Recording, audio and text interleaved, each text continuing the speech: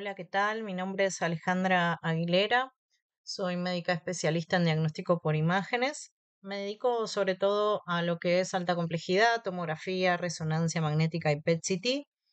Y el objetivo de esta charla es presentar la utilidad y los principales radiotrazadores, un pantallazo inicial de por lo menos entender los principales objetivos en diagnóstico en seguimiento de tratamiento para evaluar respuesta al tratamiento y también eh, lo nuevo de todo esto que es la medicina orientada, específica, de lo que es la teragnosis, que si bien está iniciando, ya está ocurriendo en el país, así que tener un concepto muy básico sobre ese tema también. Bueno, entonces tener una mirada hacia la medicina molecular diagnóstica y terapéutica, los fundamentos del PET-CT, un principio físico muy básico, porque la verdad es que sería muy extenso para esta charla abordarlo. Las diferencias principales y básicas junto a otras modalidades de imagen, como la tomografía y la resonancia magnética, y algo muy básico de interpretación de imagen para poder entender un poco su utilidad. Los principales radiotrazadores, vamos a hablar de la FDG, del galio, del flúor o galio PSMA, y la utilidad de cada uno, que está muy orientada en una molécula muy específica y creada eh, para algo muy puntual. Y otro más genérico como es la FDG, que es una molécula orientada, es como ingresa en el metabolismo de la glucosa, es más inespecífico, sin embargo, suele ser el radiotrazador inicial para la evaluación en general. Aplicaciones clínicas, en oncología sobre todo, se lleva prácticamente todos los laureles en oncología, pero también se utiliza mucho en neurología, en cardiología y infecciones e inflamaciones crónicas o agudas también. Vamos a ver un caso al final si nos da el tiempo para esto. Y un poquito un concepto inicial de lo que es teragnosis en medicina nuclear, el concepto de teragnosis y cómo viene de la mano de estos radiotrazadores muy específicos, hablar del lutecio dotatate, del lutecio PSMA y como una parte importante del futuro de la oncología en todo lo que es la medicina molecular. Bueno, como fundamento básico, principio físico, se basa en la emisión de positrones, que son radiotrazadores que emiten, que tienen una desintegración, que emiten positrones, se aniquilan y eso hace que unos, les voy a cambiar la diapositiva para poder explicarlo mejor, acá, unos detectores que están localizados alrededor del gantry, igual que en tomografía. De hecho, el PET-CT tiene detectores para la parte tomográfica y detectores para los positrones. Y este PET detecta la aniquilación. Ese radiotrazador viaja por todo el cuerpo del paciente. En los lugares en los que se acumula va a haber mayor señal o desintegración. Estos positrones, cuando se aniquilan entre ellos, viajan como emisión de dos fotones en ángulos rectos, ¿sí? Eso permite que espacialmente el equipo lo pueda hacer en una triangulación, detectar desde qué lugar del paciente vino. Obviamente que esto muchas veces no es tan específico, puede estar alrededor de esa área. Estos fotones que tienen una actividad energética muy específica hace que los podamos medir, ¿sí? Que podamos medir este tipo de señal, que hablamos de hiperintensidad de señal. En el caso de hipercaptaciones, en general, pueden escuchar o pueden leer en un informe una lesión hipercaptante o también metabólicamente activa en el caso de la FDG que ingresa al metabolismo celular. Ahora vamos a ir hablando un poquito más de eso. De esa manera, el gantry que va a detectar los lugares donde se acumuló este radiotrazador y por medio de aniquilación de esos positrones, emiten esa señal de fotones que viajan alrededor de esos detectores del gantry. De esa manera se puede triangular el lugar de su origen y mostrarlo en una imagen como puntos de escala de grises. Y al mismo tiempo se hace un barrido tomográfico con esos rayos X que pasaron a través del paciente, también impactaron esos RX que impactaron alrededor de los detectores, también se va a formar una imagen tomográfica. Luego se fusionan ambas imágenes de manera que nos queda en un paciente armada la imagen tomográfica, la imagen de medicina nuclear de PET y la fusión de ambas dos para poder hacer un correlato morfológico y metabólico en general de esa lesión o la captación de esa lesión. Esa fusión permite localizar lesiones, permite valorar también con características radiológicas esa lesión. Em, Entonces, con esta coincidencia de los fotones que nos permiten triangular la lesión, hace que se reconstruya mediante algoritmos matemáticos, a lo mismo que pasa con la tomografía y la resonancia, se reconstruye esa imagen con esos algoritmos matemáticos y son imágenes o lesiones que podemos medir. Y la medida que utilizamos en PET-CT son los SV, ¿sí? Que es un valor estandarizado de incremento uptake, ¿sí? Estos SV van a tener un rango de valor que va a ir de la mano de la dosis que se le inyectó al paciente, del peso del paciente y demás. Es un promedio que está estandarizado, es una unidad que se utiliza en base a la dosis del paciente, el peso, la distribución y la actividad del radiotrazador que se le inyectó. Eso hace que se estandarice y que de alguna manera, si bien no es tan perfecto, nos pueda dar valores similares en diferentes equipos, en diferentes lugares. Y que se pueda hacer un seguimiento de estas imágenes, ¿no? Em, Eso como ítem principal. Acá vamos a tener un valor de SV donde nos vamos a orientar a partir de ese valor en diferentes tipos de lesiones. Las ventajas, bueno, del PET-CT híbrido es la fusión de la información metabólica, en el caso del FDG, con la anatómica de la tomografía. También se pueden hacer fusiones de PET-RM. También podemos tener, obviamente, una mayor precisión diagnóstica porque nos basamos en la morfología radiológica y en los patrones radiológicos para esa lesión asociado a las características em, no solo metabólicas, sino también celulares de ese tumor, en el caso de los oncológicos sobre todo. La localización, bueno, de los hallazgos y una corrección mejorada, porque tenemos ahora en medicina nuclear, antes teníamos la visión de la imagen en sí de la captación, pero no teníamos lo anatómico. Y ahora podemos hacer ese mismatch de las imágenes. Entonces, como concepto general, el PET-CT va a permitir evaluar procesos metabólicos antes que se produzca el cambio anatómico detectable. Muchas veces podemos ver la imagen, el foco hipercaptante, incluso aún sin que tenga correlato morfológico en tomografía. ¿Sí? Podemos evaluar algunas lesiones cuando recién están ocurriendo y cuando todavía no ha producido un cambio morfológico en el órgano. Eso nos permite valorar sobre todo cuando hablamos de metástasis, ¿no? En las estadificaciones, sobre todo, que nos van a cambiar tratamiento. No es lo mismo un tumor que nos puede cambiar el estadio, que es un estadio inicial, donde podemos hacer un tratamiento locorregional del tumor, y se hace el PET un paciente y se ve que tiene una metástasis a distancia que no había sido detectada. Eso le cambia totalmente el tratamiento, porque en lugar de hacer solo un tratamiento regional pasa a un tratamiento sistémico o propio de esa metástasis que está según lo que corresponda, ¿no? Porque también se pueden tratar metástasis al mismo tiempo. Pero bueno, lo que nos tiene que quedar como gran herramienta es eso, estadificaciones, seguimientos de tratamientos para evaluar respuesta a los tratamientos y otras cosas más. Entonces, primero arrancamos. Bueno, ¿qué es un radiotrazador? ¿Qué es esto? Es un compuesto marcado con un isótopo radioactivo que permite visualizar procesos fisiológicos o patológicos, no directamente tienen que ser patológicos, específicos mediante técnicas de imagen molecular.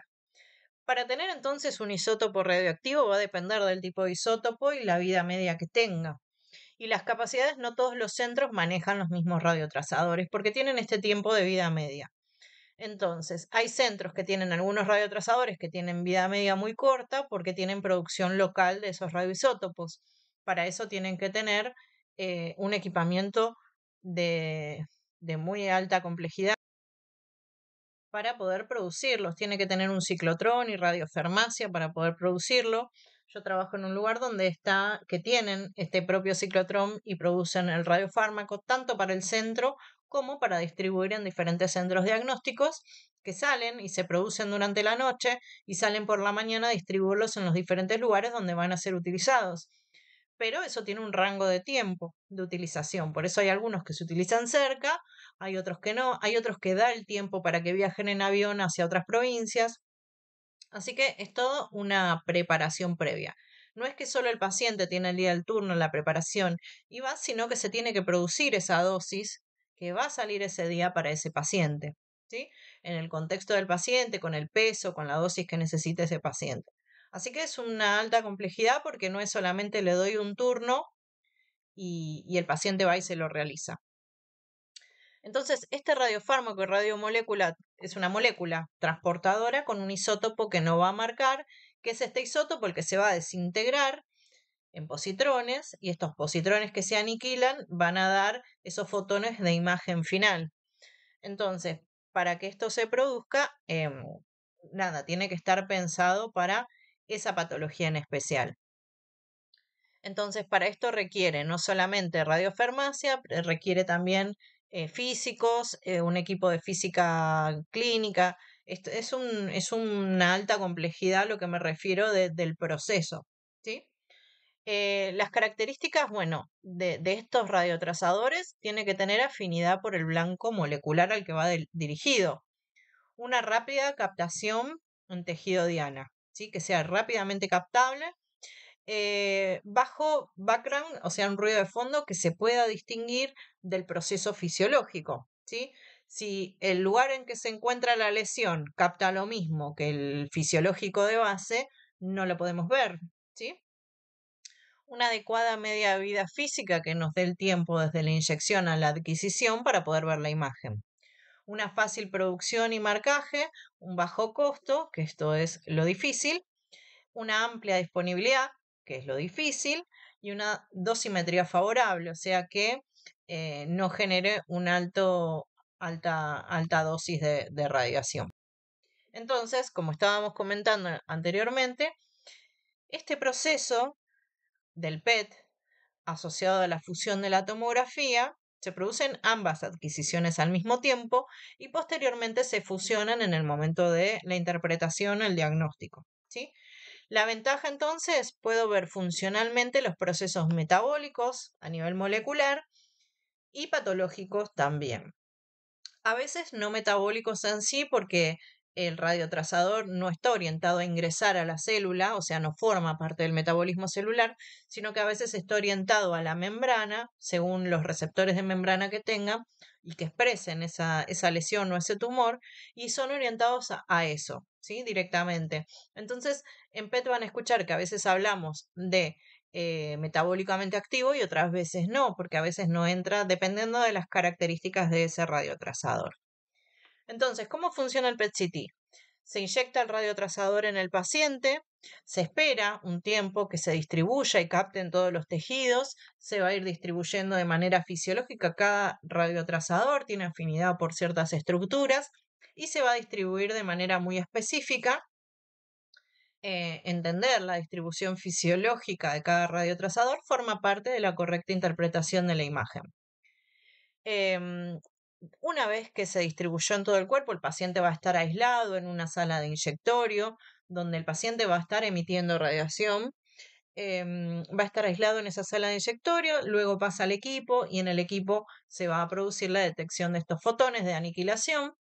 Se va a realizar la tomografía al mismo tiempo y luego el paciente se va, se produce la reconstrucción de las imágenes y posteriormente la interpretación por los especialistas. El tiempo de espera va a variar según el radiotrazador del que estemos hablando, pero el más frecuente alrededor de 90 minutos para la FDG. Las adquisiciones de la imagen va a depender del tipo de equipamiento con el que contemos, pero no va a superar los 30 minutos. En general hacemos cuerpo entero en este tipo de estudios, o hay algunos que son más estandarizados, que incluyen o no incluyen la calota, que se hace hasta el tercio proximal de los miembros inferiores.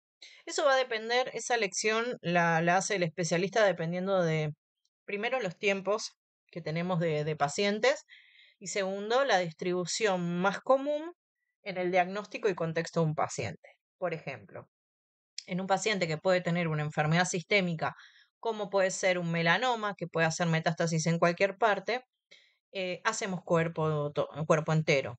En un paciente, por ejemplo, con mieloma múltiple, que puede tener afectación de cualquier parte de la médula ósea, de cualquier parte del cuerpo, hacemos cuerpo entero. Ahora, en un paciente que viene con un tumor primario desconocido, tiene secundarismo y tiene un primario desconocido, hacemos cuerpo entero. El resto de los estudios van a ir más orientados a lo que queremos estudiar, por ejemplo, no sé, un cáncer de mama. Vamos a incluir la calota craneana porque es un asiento de metástasis habitual, pero no vamos a incluir los miembros inferiores, por ejemplo. Y ese tipo de cosas. Pero en general, cuando piden cuerpo corporal total, se suele adquirir cuerpo entero dependiendo. Hay estándares de adquisición también. Y el procesamiento y reconstrucción, bueno, la imagen fusionada vista desde estaciones de trabajo específicas. Bueno, vamos a hacer una pequeña comparación con otras modalidades. Tomografía, esto tiene tomografía también, se basa en el principio de la atenuación de rayos X, tiene un buen detalle anatómico, una rápida adquisición y una alta disponibilidad, ¿sí? Lo mismo nos va a dar una alta información de la densidad de las estructuras que podemos medir con un ROI para medir las unidades Hanfield, que son las unidades de resonancia magnética, y al mismo tiempo tenemos la posibilidad de medir el SV como cuantificación de ese metabolismo. Las limitaciones, bueno, la información funcional que no tenemos en el PET-CT, la exposición a la radiación y el límite. Y acá quiero hacer hincapié en algo. Dependiendo del tomógrafo con el que estemos hablando, tiene unas áreas de resolución muy chicas. Podemos evaluar imágenes nodulares desde 0.5 milímetros, ¿sí? Menores al milímetro podemos evaluar lesiones. ¿Qué pasa? En el PET-CT no ocurre lo mismo. Si bien la parte de la tomografía puede adquirir imágenes muy pequeñas, la resolución espacial del PET va a variar dependiendo del tipo de equipamiento con el que estemos hablando. Mientras más viejo el PET, mayor resolución espacial, va a tener un rango mayor de resolución espacial. Entonces, hay PET en el país que empiezan a poder mostrar una imagen nodular desde 7 u 8 milímetros. Hay algunos PET en el país que logran hasta 4 milímetros. Como nosotros no sabemos con qué equipo va a trabajar, el paciente tiene un nódulo pulmonar de 5 milímetros. Como no sabemos a dónde va a ir el paciente y no sabemos las características de ese nódulo, si va a captar lo suficiente y va a estar por dentro del rango de resolución espacial, no se recomienda hacer seguimientos por PET con imágenes que no superen los 7 milímetros, ¿sí? Porque no podemos evaluar actividad metabólica en un nódulo menor a 7 milímetros porque no podemos descartar si es un límite del equipo o realmente ese nódulo no tiene nada. Entonces, eso nos hace el estudio completamente inútil. Por lo tanto, los nódulos pulmonares que sean menores a 7 u 8 milímetros, sugerimos hacer el seguimiento de nódulo pulmonar solitario mediante tomografía. Dependiendo de las características, a los 3 meses, si cambia la densidad, cambia el tamaño, según los algoritmos que hay en el momento, ahí sí podemos pasar a hablar de hacer una tomografía, hacer un PET, ¿sí? Cuando supere los 7 milímetros de tamaño, que va a ser la resolución espacial del PET-CT para poder evaluar si realmente es metabólico o no es metabólica esa lesión. Si no, si es por lo bajo, van a recibir un informe que les va a decir que hay una imagen nodular que se encuentra en el límite o por debajo de la resolución espacial del PET, no pudiendo descartar malignidad, sugiriéndoles que hagan un seguimiento mediante TC. Esto es como un tip importante que se tienen que llevar hoy de acá. Después, por otro lado, tenemos, bueno, la resonancia magnética, que es muy útil para un montón de situaciones. El tema de las limitaciones es el tiempo de adquisición largo, los artefactos por movimiento, algunas contraindicaciones según el paciente tenga antecedentes de marcapasos o prótesis. Actualmente hay muchos tipos de marcapasos que son condicionales para resonancia, que pueden entrar al resonador, pero bueno, va a depender de lo que tenga el paciente. El nivel de resolución es muy bueno en resonancia magnética si está orientado a algo en especial. Por ejemplo, em, quiero buscar un microadenoma en la glándula hipófisis. Lo puedo ver perfectamente, pero porque hay secuencias que fueron orientadas a esa región con ese tamaño. Ahora, no puedo hacer un cuerpo entero para buscar un primario que mida 2 milímetros, ¿sí? Siempre va a estar enfocado a un área muy específica y va a depender, bueno, tiene alto costo y va a depender de la disponibilidad, ¿sí? El SPEC, bueno, es emisión de fotones gamma, da una información funcional, tiene mayor disponibilidad del PET, los radiofármacos son mucho más económicos y, bueno, hablamos de sensibilidad, ¿no? Y cuantificación menos precisa y una resolución espacial que es mucho mayor que el PET, ¿sí? Cuando hablamos de captación fisiológica normal o distribución fisiológica normal, nos referimos a esto. Pero por ejemplo, que tenemos acá es una FDG, es es una molécula que entra dentro del metabolismo celular y como es glucosa, le encanta distribuirse por el cerebro. El corazón va a depender de la dieta del paciente. De hecho, hay dietas muy especiales, como el corazón tiene esta posibilidad de doble metabolismo. Va a depender de lo que tenga disponible, si capta glucosa o capta o hace más un metabolismo graso. Así que si queremos evaluar con FDG todo lo cardíaco, tiene una preparación previa de dietas altas en grasas y demás para que pueda ocurrir que capte la lesión y no fisiológicamente todo el corazón. Bueno, mucosas, las áreas de mayor, que a uno se le ocurre que son las áreas de mayor actividad, de más requerimiento de glucosa del cuerpo, ¿no? Y por otro lado tiene la excreción renal. El radiotrazador se excreta por vía urinaria, se llena la vejiga y se elimina por orina. Eso que nos hace pensar que tumores de la vía urinaria, si bien hacemos adquisiciones más tardías con un proceso de hacer orinar al paciente y darle una especie de lavado fisiológico, siempre vamos a tener por debajo esa complicación de que la excreción a veces puede tapar lesiones. Eso por un lado. También tenemos que pensar en el cerebro, a nivel cerebral, si bien lo utilizamos mucho para algunas demencias, tiene una alta captación a nivel cerebral. Entonces, el cerebro, corazón, va a depender del sustrato, captación variable, va a depender de la dieta del paciente previo al estudio. El hígado, riñones vías urinarias, el músculo esquelético va a depender de la médula ósea según la actividad. ¿Y esto qué significa? Un paciente que está en un tratamiento quimioterápico y está en una actividad regenerativa de esa médula ósea va a captar más. Un paciente que no está en esa situación no va a captar. Después, el músculo va a depender de la actividad. Si el paciente hizo actividad física, van a captar los músculos de una manera muy importante. También la activación de algunas estructuras como la grasa parda, sobre todo cuando hace frío, va a depender de la edad del paciente y la actividad y la cantidad de grasa parda y la distribución de esa grasa parda. A veces puede ser una de las áreas que simulan patología. Es un error frecuente de interpretación de la persona que no es especialista. Hay algunas medicaciones como la tenolol y demás, pero a veces no llega a ser suficiente para bajar la captación de la grasa parda y se puede llegar a ver, sobre todo en invierno. Entonces, cada radiotrazador tiene una distribución propia y específica y va a depender eh, em, de sus características moleculares, ¿no? Hablábamos de esta captación estandarizada de SV.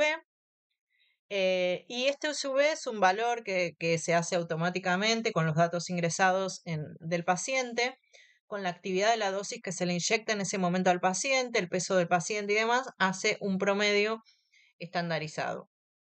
Y lo vamos a ver como SVMAX en los informes. Si hay una lesión que es hipermetabólica y el SVMAX, o sea, el área de mayor captación, tiene un valor de tanto, aunque por debajo o alrededor capte un poquito menos, ¿sí? En general, trabajamos informando el SV máximo. Entonces, patrones patológicos, al revés de los fisiológicos, pueden ser focales para lesiones primarias, metástasis o inflamaciones focales.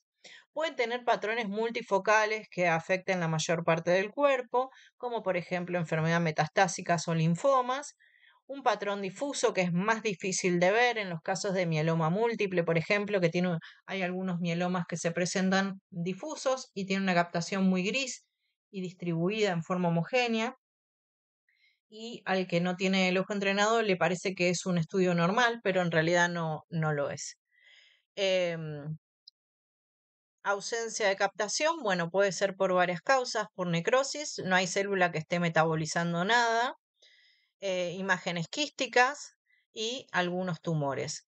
¿Qué significa? No todos los tumores brillan en PET, ¿sí? No todos los tumores captan radiotrazadores. Hay algunos que captan leve, hay algunos que no captan, así que depende mucho del especialista que está valorando el estudio para decir si hay lesión o no hay lesión.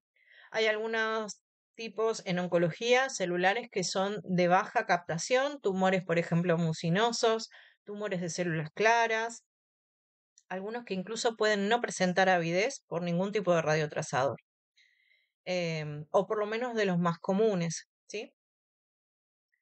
Después también la asimetría, comparar el lado contralateral siempre que es posible y siempre que hablamos de estructuras que son simétricas, vemos qué pasa en forma contralateral. Y vamos a tener hallazgos de esta manera, ¿sí? Imágenes focales de hipercaptación en algún lugar, que cuando vamos a ver su correlato morfológico, vamos a ver dónde está en la tomografía, en este caso a nivel muscular. Lo mismo, ¿sí? Va a depender, nosotros en el PET, en el MIP, vamos a ver así imágenes focales, que podemos inferir un poco en qué órgano puede estar, pero después lo vamos a buscar exactamente en el lugar en el que se ubica y si tiene correlato también morfológico con la tomografía. Si cae en el hueso, qué características tiene en el hueso, es un patrón lítico, es un patrón mixto o no, o es una densificación ósea. Y ahí vamos viendo y tratando de orientar hacia los posibles diagnósticos. O es algo fisiológico, o es un tumor benigno, o es una metástasis de su cáncer de base. Y ahí es donde empezamos a pensar posibles diagnósticos diferenciales. Bueno, factores que afectan una interpretación de PET, la hiperglucemia. Como esto entra dentro del metabolismo de la glucosa, si el paciente tiene mucha glucosa disponible, tenemos una lesión que va a captar glucosa, pero no va a competir esta glucosa del radiotrazador, no va a tener prioridad para entrar a esa lesión, así que hay demasiada glucosa disponible y eso hace que las lesiones capten poco o incluso no capten. Entonces, en un paciente en un contexto de hiperglucemia, pueden incluso suspenderle el estudio. De hecho, se toma el valor de glucemia previo a la inyección, ¿sí? Antes de la inyección del radiotrazador se hace un glucotest, porque esa información de la glucemia en sangre del paciente también va a la evaluación de los SV. La actividad muscular puede aumentar la captación de músculos y hacer pensar que hay patología, pero como los músculos esos activos pueden tener unas imágenes más lineales, más forma de músculo y no una lesión focal, la podemos llegar a discernir. A veces no. La grasa parda, como decía, bueno, captación por termogénesis, sobre todo en invierno, es más difícil la evaluación, pero bueno, en sí no va a haber un correlato morfológico en tomografía, porque en tomografía se ve solamente la grasa, no diferenciamos grasa parda del otro tipo de grasa subcutánea, así que eso nos puede ayudar un poco, pero en algunos pacientes sepan que pueden llegar a complicar el diagnóstico y que el estudio sea insuficiente. Em, Procesos inflamatorios pueden dar falsos positivos en contextos de pacientes oncológicos, ¿no? También puede venir el paciente a estudiarse por un proceso inflamatorio crónico o infeccioso crónico, como una fiebre de origen desconocido, también es un paciente que viene a PET. Pero sí, cuando estamos hablando en un contexto de un paciente oncológico, procesos inflamatorios o infecciosos en el momento de la adquisición pueden llevar a falsos positivos o falsas interpretaciones. Entonces, debemos tener en cuenta siempre el contexto y la historia clínica del paciente, los hallazgos tomográficos que respalden la imagen que estamos viendo en el PET y estudios complementarios. En general nos valemos de los resultados de las biopsias para la interpretación. Si una lesión capta mucho, capta poco, pero tenemos el dato de la biopsia que en realidad eran células claras, entonces eso nos ayuda a lesiones que son muy sutiles y captan muy poco, empezar a pensarlas como metástasis o vinculación a ese tumor de base. Así que bueno, la historia clínica es fundamental en PET. Como estábamos hablando, dentro de los radiotrazadores más frecuentes está la FDG, que es la fluodesoxiglucosa. Es una molécula armada especialmente para que se introduzca dentro del metabolismo de la glucosa, es un análogo de la glucosa, entre la célula por la vía de los transportadores GLUT, así que es totalmente inespecífico. Cualquier estructura celular que contenga transportadores GLUT los va a poder internalizar. Está fosforilado y por esto no va a continuar la vía glucolítica. Se acumula intracelularmente, forma parte del metabolismo celular y refleja el efecto Warburg, que lo que representa es el incremento del metabolismo glucídico en células tumorales. En tumores que sean de un alto requerimiento glucídico, porque hay otros que no lo son. Entonces, eso es lo que nos lleva a que no todos los tumores brillan, ¿sí? No todos los tumores captan FDG. Algunos incluso lo hacen muy levemente, ¿sí? Este radiotrazador es uno de los más frecuentes, más accesibles y más abundantes que hay. Tiene una vida media este radiotrazador antes de que se elimine completamente su actividad de 110 minutos.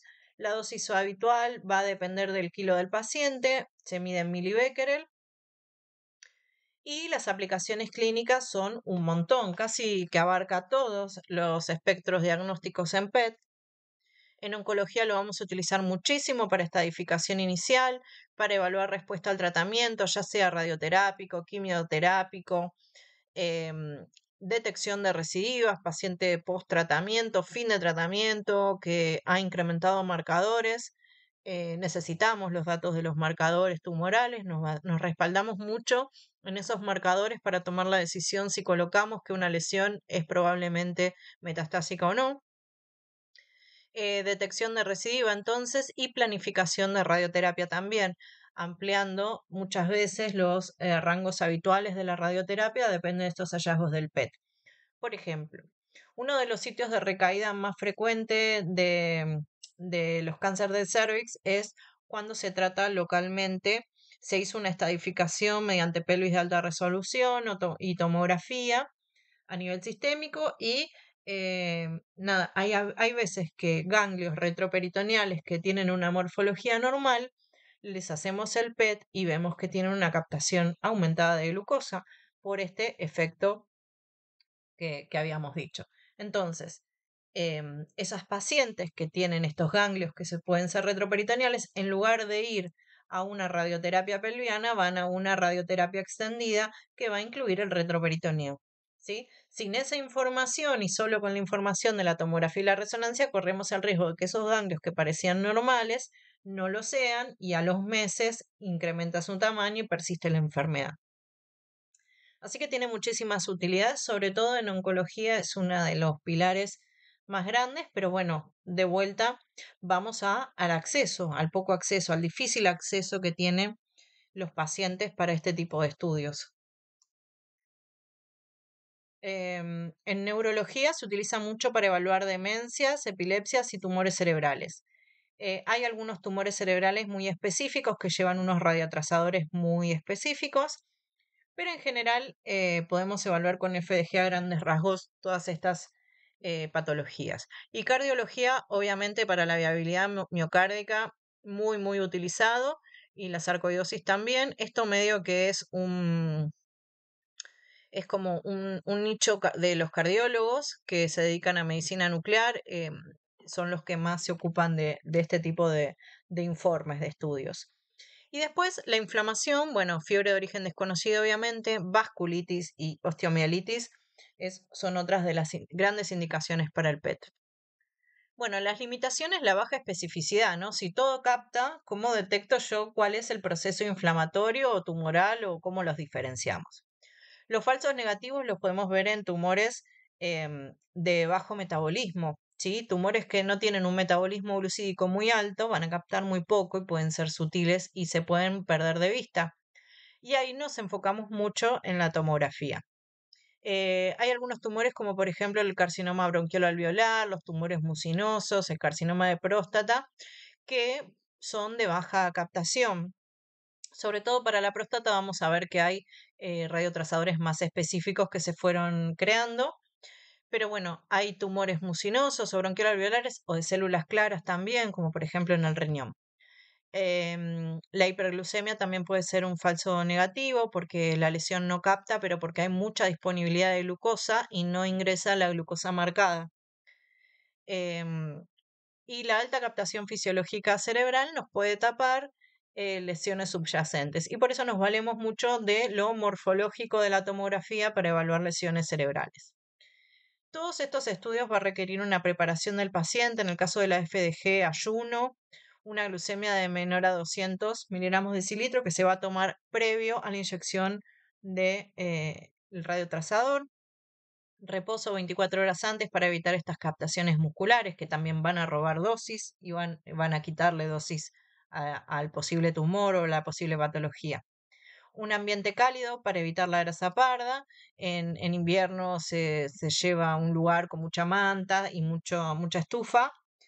Y bueno, y una hidratación también adecuada del paciente, sobre todo por la excreción del radiotrazador. En este caso, acá tenemos un ejemplo de un tumor a nivel esofágico, ¿sí? Con compromiso ganglionar también abdominal. Nada, como un ejemplo, lesiones secundarias en hueso, donde muestran las flechas. En el caso, supongamos que vamos a pensar en una estadificación inicial para este paciente, ya el tumor locorregional era bastante grande, así que seguramente iba a ir a una neoadyuvancia. em, Sumado a los ganglios que están en el abdomen, que estos bien podrían haberse visto solo con una tomografía, pero cuando se hace el PET y se encuentran estas lesiones óseas alejadas, evidentemente este paciente va a ir a un tratamiento sistémico, ¿no? Bueno, un casito clínico, bueno, en los casos de linfoma es prácticamente imprescindible, yo diría, para el oncólogo o el hematólogo que se dedica al linfoma, porque hay unos conceptos que usamos incluso que se basan en criterios para evaluar el estadio de la enfermedad y la respuesta al tratamiento, que son los criterios de Deauville. Estos criterios van a depender del estado inicial, la estadificación inicial de nuestro paciente y después ciertos estudios de respuesta al tratamiento a la quimioterapia para evaluar si hay respuesta o no a ese combo de quimioterapia. Y se hace una evaluación a los 3 ciclos y dependiendo del criterio de Deauville, si mejoró o no mejoró, se puede cambiar el esquema, se puede continuar ese esquema y demás. Y después un fin de tratamiento para evaluar en qué condición quedó y si va a hacer falta algún refuerzo o no, o salió todo mal y recayó.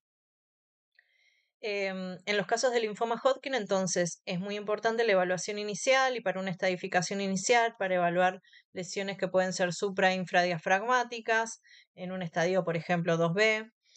Orienta el tratamiento, orienta la gravedad también. Nos permite ver lesiones no solamente si fuese tanto Hodgkin como no Hodgkin. En ambos tipos de linfomas utilizamos mucho el PET para evaluar lesiones extraganglionares, vaso, órganos en general. Para el cáncer de pulmón, súper utilizado. Acá tenemos un nódulo pulmonar bastante horrible, bordes espiculados que retrae estructuras. Ya con esta tomografía alta sospecha, ¿no?, de un tumor primario. ¿Sí? Capta muchísimo FDG, tiene derrame pleural también, el derrame también captaba. Tiene una lesión ahí pleural que refuerza el compromiso pleural, pero hasta acá pareciera algo más solo pulmonar.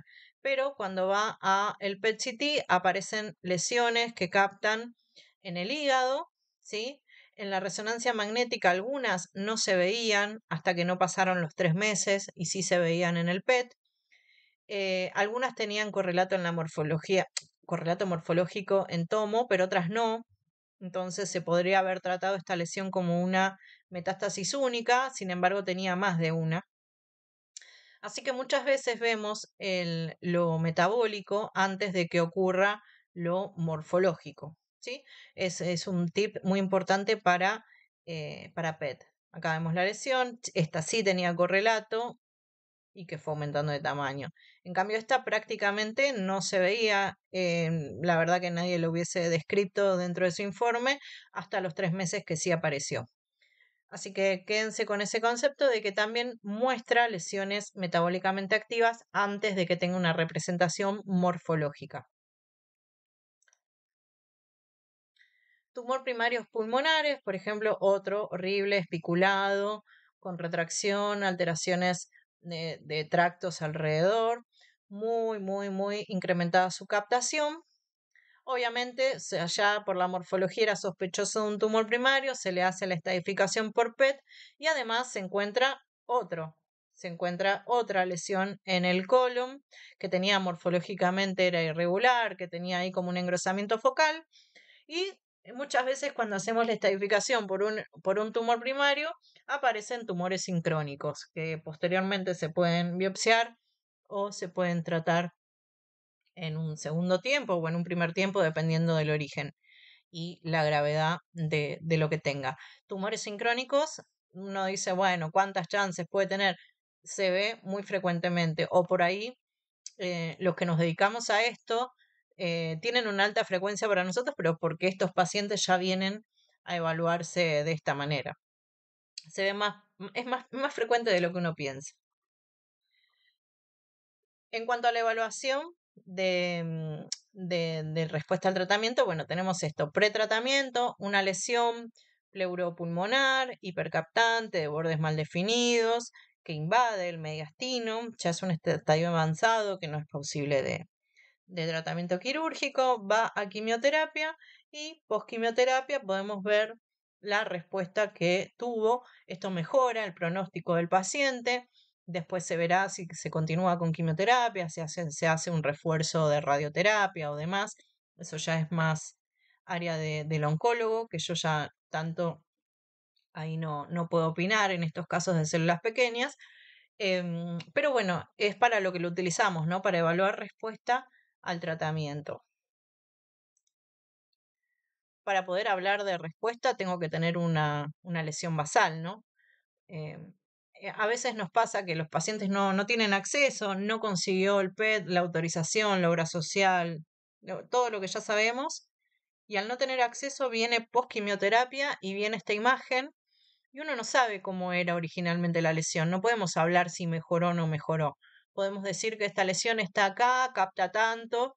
Si tengo morfológico una tomografía previa, puedo medirlo y decir que redujo su tamaño, pero ya no puedo hablar del metabolismo, no puedo decir si disminuyó su metabolismo o no el tumor.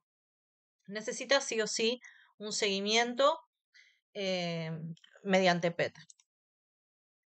También es muy bueno y muy útil, aunque ya sabemos que es una lesión horrible y que tiene un amplio contacto pleural y que seguramente va a ir a biopsia, aparte de hacer el diagnóstico inicial de estadificación, es muy bueno para evaluar las zonas de necrosis, ¿sí? Entonces, el médico que vaya a hacer la biopsia guiada por tomografía, acá no le dice nada a la lesión, piensa que puede punzar en